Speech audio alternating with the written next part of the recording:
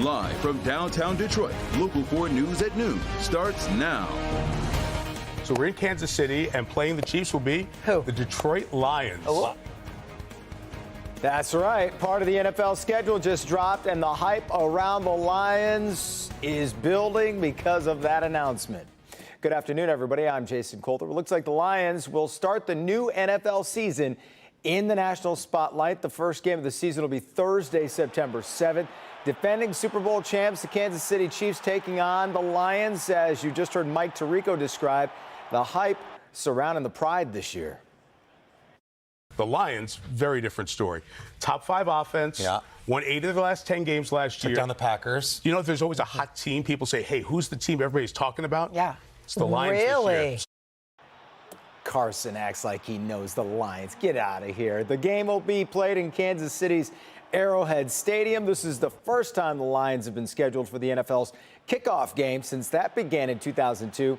The rest of the Lions schedule will be released tonight at 8, but we do know they have another primetime tilt against the Packers. That'll be a Thursday night game at Lambeau in Week 4. Recently, posts of social media made their rounds accusing the Southfield Police Department of police brutality. Now the police department is responding to those claims. Our Megan Woods live from Southfield this afternoon with the latest on that. Good afternoon, Megan. Good afternoon, Jason. So we're still gathering information, but today Chief Barron from Southfield Police held a press conference, and he says this all started from a domestic violence call last month around 8 in the morning. They got a call about a son actively assaulting their mother, and he showed body camera footage that shows when officers arrived on that scene. Take a look. Take your hands out your pocket. Take your hands. The chief says in this altercation, one officer was struck in the head near the eyebrow and was bleeding on scene. The chief showed footage from several body cameras as well as surveillance video from the jail as the contracted company, Allied Universal, tried to get the man into a holding cell. Now, Chief Barron says he's heard about family getting an attorney and organizing a protest, but says he stands with those officers and jail personnel. That they conducted themselves the best that they could under these circumstances. But this is just an unfortunate incident where Mr. Willis inflicted a self-injury on himself. And we do hope that he recovers from his injuries. But again, I wanted the family to have the information because they were functioning off of what they were told and also functioning on some assumptions. As for that man in the video, he was taken to a mental health facility and then released. He's also facing charges. His attorneys were planning to have a press conference this weekend. There's still video to look over, and we're working on all of that as well as talking to their attorney. As right now, live in Southfield, I'm Megan Woods, Local 4. All right, Megan, we'll see you a little later today on Local 4, 5, and 6. We have new video of an Inkster home exploding, and you see it here. Just an incredible explosion. When it slows down, the video here, you can see this Inkster home blown right off its foundation. The homeowner was severely burned in the blast. Neighbors whose Ring camera captured the explosion still in shock of it. I heard something say, boom! Very traumatic. I never heard nothing like it myself. You know, we don't hear nothing like that again either. Well, you say that again, right? DTE confirmed one of its crews was doing routine maintenance on the home when it blew. In fact, that's its truck right there on the street. One of the workers was hurt. No word yet on what caused this explosion. The Grand Rapids school system is banning backpacks district-wide after finding a loaded gun in a third-grade student's backpack Wednesday. The district says the incident is one of 4 this school year. The 2 most recent involved elementary school students, and that ban is immediate. A couple weeks ago, Flint Public Schools did the same thing for the same reason. A series of meetings on enhanced school security measures in Oxford schools getting underway today. They center around Guidepost Solutions report on the changes Oxford schools has made since the shooting that killed 4 students on November 30th, 2021. Guidepost will answer questions on its findings and its recommendations for the district moving forward. After the first meeting, which is underway right now, we'll get reaction from parents, leaders in the Change for Oxford group that was formed to ensure transparency and accountability and safety for Oxford schools. We'll have that reaction ahead in our later newscasts. Big changes coming that impact the entire country tonight. The Biden administration will end the COVID health emergency designation. Also ending will be the pandemic policy known as Title 42, which deals with migrants trying to enter the country. NBC's Bree Jackson is in El Paso, Texas, a border city bracing for what's to come.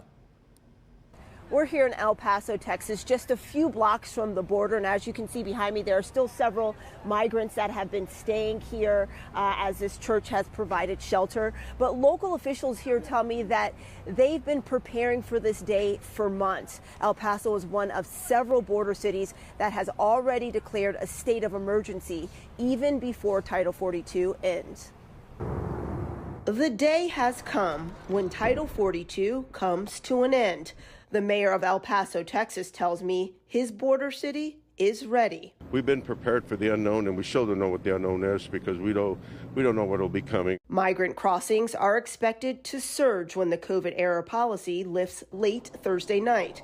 In preparation, the Texas National Guard is upping its presence at hotspots along the southern border and deploying a specialized unit trained in riot control.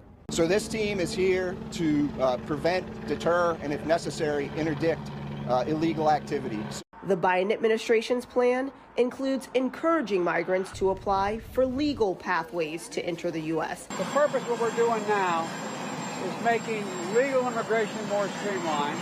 And sending 1,500 additional troops to help Border Patrol process paperwork. Our plan will deliver results, but it will take time for those results to be fully realized. While also warning of tougher consequences for those who cross illegally. Do not risk your life and your life savings only to be removed from the United States. As more migrants make the journey to the border, the U.S. is bracing for chaotic and challenging times ahead. And border officials are urging those that have already crossed illegally to turn themselves in to be processed or face consequences ranging from fines to possible prison time. In El Paso, Texas, Bree Jackson, NBC News. All right, Bree. As part of President Biden's Investing in America tour, Secretary Marcia Fudge visiting Metro Detroit to discuss the $800 million investment into affordable multifamily homes. Fudge and the team put an emphasis on using reusable energy. Another key item on the agenda was putting elements in place so the energy families use isn't wasted. More user-friendly thermostats and installation are going to be implemented so when the heat is on, it stays on in the home. Stays in the home. Speaking of heat staying in the home, I think that's going to be a theme today in homes all around Metro Detroit, unless you get the fans working. Hottest day of the week, Ashley.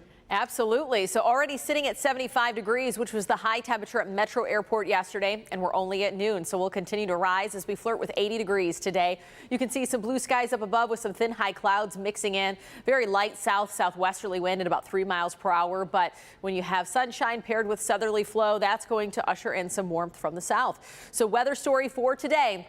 Anticipating lower 80s in some of our communities, especially as you get in, farther inland. We do have temperatures that'll only top out in the 70s to the far east. Rain chances do increase as we head into the weekend, and then we'll have some drier conditions for the early part of next week. Right now, we sit in the 70s, but Grosse a little cooler at 65. 75 up in Port Huron, 74 in Monroe. Temperature change shows that upward swing, so we are 7 degrees warmer in the city. Same over at Metro Airport. Clouds and radar forecasts, though, show that the satellite imagery is breaking apart any cloud cover that we do have, but our next system is down to the south with a stationary boundary. So for today, we will be right around 81 degrees for the afternoon high, but we are tracking some rain chances for Mother's Day weekend. You can take radar in the palm of your hand this weekend with you.